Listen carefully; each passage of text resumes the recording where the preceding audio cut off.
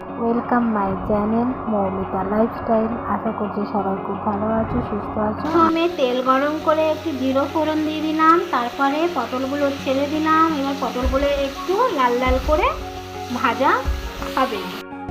আলুগুলো দিয়ে দিলাম। এবার আলুগুলোকে একটু পটলের সাথে ভাজা করে নেব। হলুদ গুঁড়োটা দিয়ে দিলাম, আর একটু জিরে গুঁড়ো দিলাম।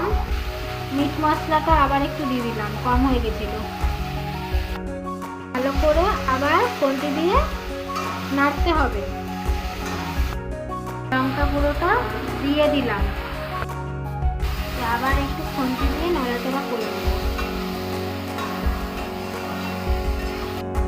কিছুটা জল দিয়ে দিলাম। আস্তে আস্তে সিমে করে দিলাম। পটল আলুর তরকারি হয়ে গেছে,